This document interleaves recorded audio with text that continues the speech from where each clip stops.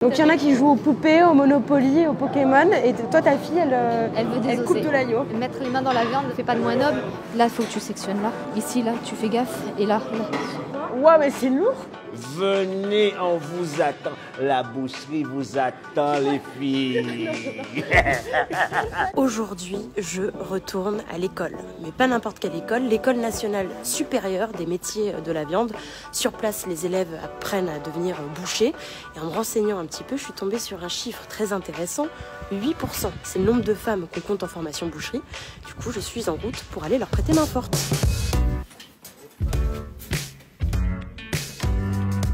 Le cours commence dans combien de temps là? Là, je pense que d'ici 5-10 minutes. Aujourd'hui, en tout cas, Anne-Laure et Stéphanie, vous êtes les deux seules filles.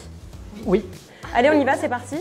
Je vais faire mon premier cours de pratique de boucherie. Donc là, lavage de main, donc tout de suite. Là, on est dans le laboratoire de l'école. C'est dans cette pièce que tous les élèves apprennent à désosser, à découper, à tailler des vraies pièces de viande. Et évidemment, ils sont accompagnés d'une formatrice qui les aide, qui leur apprend justement tout cet artisanat de la viande. Je vais enfiler mon gant de protection et là j'enfile l'araignée pour avoir le gant un petit peu plus ajusté. Alors faut le tenir comment là? Ah ouais. N'hésitez pas. Ouais mais c'est lourd. Faut y aller, faut pousser. Voilà. C'est pas évident.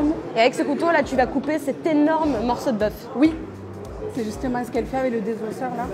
Eh, tu sais que Stéphanie elle va plus vite que toi hein. Cachou. Elle va plus vite que toi. Et je le sais. C'est pas la bonne taille, mais c'est pas grave. Ça demande de la force hein, quand même. Hein. Faut tenir le gros morceau là. Faut être patient. Hein. Et la patience, c'est plus une valeur féminine que masculine, hein, j'ai l'impression. Hein. C'est pas parce qu'il n'y a que des hommes que nous on peut pas s'imposer et faire notre place. Au contraire, moi je me sens plus valorisée d'être la seule fille ici. Dans 5 ans, j'aimerais bien avoir ma boîte ou ma propre boucherie ou en reprendre une autre. Mon père était très surpris parce qu'il a ce côté macho. Il était impressionné. Comment il va se débrouiller à côté de tous ces mecs quoi. C'était surtout ça. Me protéger et de savoir comment elle va faire, comment elle va s'en sortir. Et puis au final, il est fier, il est très fier. J'ai toujours voulu faire la boucherie. Depuis petite, je vais à Rungis, j'aide mes parents dans la boucherie, mon père a désossé, a apporté. Il faut savoir que Anne-Laure, elle a repris la boucherie de son père et elle a transmis la passion à sa fille. Donc il y en a qui jouent aux poupées, au Monopoly, au Pokémon, et toi ta fille, elle coupe de l'agneau. Elle a eu sa première pochette de couteau là à Noël. Dedans, elle a mon premier fusil, elle a la même mallette que moi. Elle a son gant aussi à désosser. Ah oui, elle aime ça. Bon, en tout cas, on a une repreneuse pour d'ici 20-30 ans. Peut-être avant. J'ai quand même une vie de femme. Hein. Mettre les mains dans la viande ne fait pas de moins noble. J'adore ce que je fais. Je regrette de ne pas l'avoir fait bien avant. Je regrette vraiment de ne pas avoir tenu tête en disant non, j'ai 15 ans et je veux faire boucher. Là, il faut que tu sectionnes là. Ici, là, tu fais gaffe. Et là tu fais su. Tiens, regarde, tu vois. Ah ouais, la bougie, elle est là. Hein. Ouais, faut pas hésiter à mettre les mains dedans. Hein. Je veux qu'il y ait plus de femmes dans la boucherie pour amener une nouvelle fraîcheur et une nouvelle façon de faire.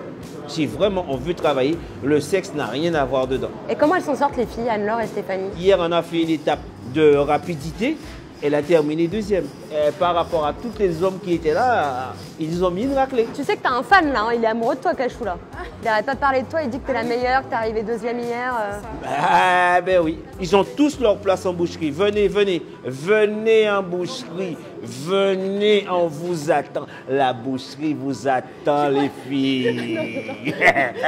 La pire publicité, ils vont pas venir du tout, ils vont déguerpir. Ils sont pas forcément ravis de se retrouver qu'entre hommes, c'est pas un choix, c'est quelque chose qu'ils subissent. Donc quand il y a des femmes qui viennent un petit peu mixer ce groupe, majoritairement elles sont très très bien accueillies et elles sont même plutôt chouchoutées. Comment ça se fait que la viande, c'est les hommes? Dans nos civilisations, c'est plutôt les hommes qui partaient à la chasse. Dans le monde animal, c'est plutôt le contraire. Donc il y a quand même cette image qui, historiquement, est attachée à l'homme, qui est restée une image assez virile. Et puis je pense qu'on n'a pas assez dépoussiéré l'image de notre métier qui a énormément évolué. Aujourd'hui, il est temps de le faire. Ça fait du bien, un peu de féminisation dans la boucherie. On travaille la viande avec passion, avec amour, et les femmes ont souvent une finesse dans le métier dont on a besoin. Il y a beaucoup moins de charges lourdes, on est beaucoup mieux équipés. C'est quelque chose qui freinait énormément. Aujourd'hui, c'est plus du tout un frein. Les femmes elles peuvent évoluer dans la boucherie comme les hommes. Et on se rend compte que souvent nos clients sont très contents d'être face à une femme, une bouchère. On est boucher, mais on est aussi artisan, on est commerçant. Donc dans le commerce, c'est intéressant aussi d'avoir le sourire de la bouchère et pas que du boucher. On a des métiers comme ça où les gens ont des attentes particulières. Parfois, ils sont agréablement surpris de se rendre compte qu'ils tombent sur une femme. Souvent, ils sont agréablement surpris. Et de temps en temps, on a des gens qui ont un peu plus de mal à évoluer avec leur temps, mais ça, c'est pas grave, ça viendra.